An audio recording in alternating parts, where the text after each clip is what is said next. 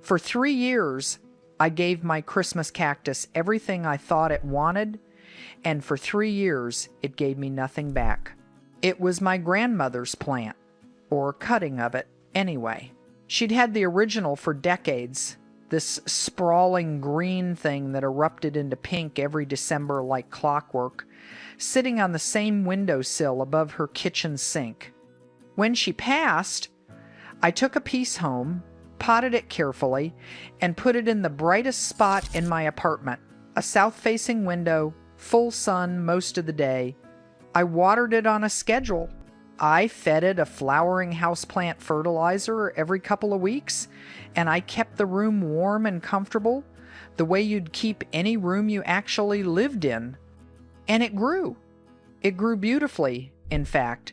New segments, glossy and fat, fanning out in every direction. By the 3rd year, it was twice the size I'd started with. By every visible measure, it was a thriving plant. It just never once flowered. I assumed the cutting had lost something, that my grandmother had a touch I didn't, or that the plant was simply too young, or too old, or somehow broken in a way I couldn't see. I'd done everything right, or so I told myself. The light, the water, the food, the warmth. I'd given it the best spot in the house, and that turned out to be exactly the problem.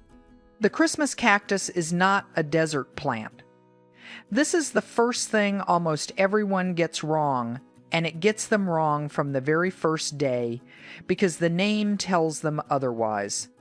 When you hear the word cactus, you picture sand and heat and a plant that wants to be left alone in the sun. So that's how people treat it. A bright window, a warm room, the occasional drink of water. But Schlumbergera, which is its real name, doesn't come from a desert. It comes from the coastal mountains of southeastern Brazil, a region called the Serra dos Organhos in the Atlantic forest, or Mata Atlântica, where it grows not in soil at all, but in the crooks and hollows of tree branches, wedged into pockets of moss and fallen leaves high above the forest floor. The canopy filters the sunlight to a soft green. Mist rolls through in the mornings. The air stays humid and mild, and at night, especially as autumn comes on, it turns genuinely cool. That is the world this plant is built for. It has never once in its evolutionary history sat in full sun on a hot windowsill.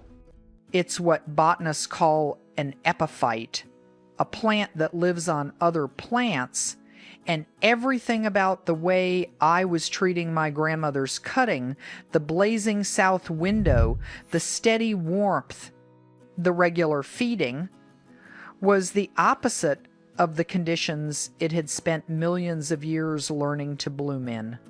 Now, here's where it gets confusing for most people, and why many Christmas cacti refuse to bloom when expected. What we commonly call Christmas cactus is often actually Thanksgiving cactus, Schlumbergera truncata, which naturally blooms 3 to 4 weeks earlier. Unlike its spring-blooming cousin, the Easter cactus, these holiday plants are incredibly precise about their timing, and understanding which one you have changes everything about when to expect flowers.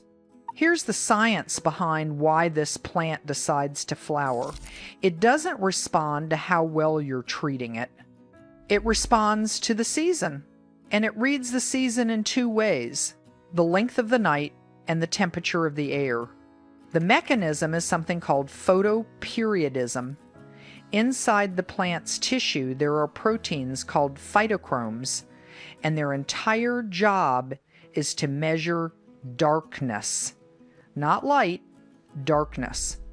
When the uninterrupted dark period each night stretches past a certain length, somewhere around 12 to 14 hours, the phytochromes flip a kind of biochemical switch, and the plant stops putting its energy into growing new segments and starts putting it into making flower buds instead. In its native Brazil, this is what autumn feels like. The nights grow long, the air turns cool, and the plant understands that it's time. A warm, well-lit living room never sends that signal. The plant has no reason to bloom. So it does the only other thing it knows how to do. It grows. All that lush new green I was so proud of was the plant telling me, in the only language it had, that it thought it was still summer. I had built it a permanent summer, and a plant that thinks it's always summer never has any reason to flower at all. The darkness has to be unbroken. And this is the part that catches people who think they finally figured it out. They move the plant to a cooler, dimmer room, they wait, and still nothing happens. The reason is almost always a small one. A streetlight through the window, a lamp left on in the evening, the glow of a television from across the room. Even brief exposure to artificial light during the night is enough to reset the phytochrome clock, and a single interruption can delay bud formation by more than a week. The plant is keeping time with a precision we don't really credit it for. It is counting the hours of darkness every night, and one stray porch light is enough to convince it that the long night never came, so it simply waits, and keeps waiting for a true night that your household never quite delivers. Temperature does the other half of the work. Cool nights, somewhere between 50 and 60 degrees Fahrenheit, or about 13 to 15 degrees Celsius, tell the plant the same thing the long darkness does. The two signals work together. But once the room climbs above about 65 degrees, bud formation slows down dramatically, even if the darkness is perfect. So the plant kept in a warm bedroom with the curtains drawn still won't bloom because it's only getting half the message. It needs the cool and the dark at the same time, the way it would have gotten them on a Brazilian mountainside in April. This is also why a plant that has refused to bloom indoors for years will sometimes flower the autumn after someone leaves it out on a shaded porch a little too long. Without meaning to, they finally gave it the cool nights, and the plant did exactly what it was always going to do.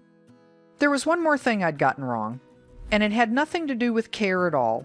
It had to do with the calendar. Every year, I'd been waiting for blooms at Christmas. That was the whole story. I'd inherited the plant that flowered in December, the way my grandmothers always had. So when nothing came in December, I read it as failure. But most of the plants sold today as Christmas cactus aren't Christmas cactus at all. They're a close relative, the Thanksgiving cactus Schlumbergera truncata, and it naturally blooms 3 to 4 weeks earlier, closer to late November. Growers favor it because its segments are sturdier and ship more easily, so it's become the one that fills the shelves every autumn, mislabeled, under the more festive name. We start decorating in November. The plants arrive in bloom alongside the poinsettias, and almost nobody stops to check whether the label matches the plant. You can tell them apart by the segments. The Thanksgiving cactus has sharp, pointed hooks along the edges of each leaf segment, like little claws. The true Christmas cactus has smoother, more rounded, scalloped edges. It's a small difference to look at, but it changes the whole timeline you should be expecting. A plant blooming in November isn't blooming wrong. It's very likely doing exactly what its species has always done on the schedule it was born to keep, while its owner stands there convinced something is broken. Once I understood all of this, I did almost nothing, which turned out to be the entire trick. Starting in late September, I moved the plant to a spare room I wasn't using much, a cooler room on the north side, where the evenings dropped naturally into the 50s. I stopped fertilizing completely. I cut the watering back to a small drink only when the top inch of soil had gone fully dry, because in its resting season the plant wants to be kept on the dry side, not drowned in attention. And I made sure that once the sun went down, that room stayed genuinely dark.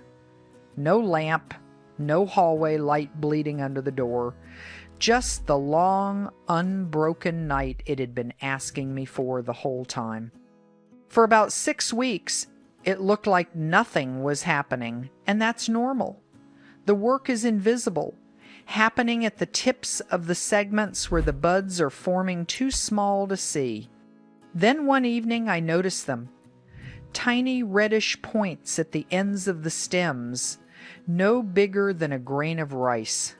And this is where a lot of people lose the plant they've worked so hard to coax along, because the moment those buds appear, the temptation is to celebrate, to move it somewhere you can see it, to bring it out to the bright window, turn it toward the light, start watering it the way you used to. I learned the hard way that this is the worst thing you can do. A Christmas cactus that gets moved or rotated once its buds have set will very often drop every single one of them, sometimes within a day or two, leaving you with a bare plant and no explanation. It isn't punishing you. The bud drop is a stress response, the plant reacting to a sudden change in light direction or temperature by cutting its losses. When the buds appeared, I moved it back into gentler light and warmth and resumed watering a little more regularly, but slowly, and then I left it completely alone. They're creatures of remarkable patience and sudden, total stubbornness. And the two things turn out to be the same trait. It bloomed that winter for the first time in my care. Not at Christmas, as it happened, but in the last week of November, which is how I finally confirmed that the plant I'd inherited wasn't quite the plant I thought I had. My grandmother's December bloomer had, somewhere along the way, been replaced by a cutting of the more common kind, and nobody had ever noticed because nobody had ever gotten it to bloom long enough to check the date. These plants can live an astonishingly long time, far longer than most of the houseplants we fuss over. It's not unusual to find one that's been in the same family for 50 years, and there are well-documented plants pushing 100, passed from a grandmother to a daughter to a granddaughter, blooming every autumn the entire time. They become less like possessions and more like a thread running through a family, the same plant on a different windowsill in a different decade, still doing the one thing it does. The reason they get a reputation for being difficult isn't that they're fragile. It's that we spend years giving them the warmth and the light and the food we'd want ourselves and calling it kindness, when the thing they were quietly waiting for the whole time was to be left in the cool and the dark and mostly alone. Mine sits in the cool room now from late September on. I barely touch it. And every November it does the only thing it ever wanted to do.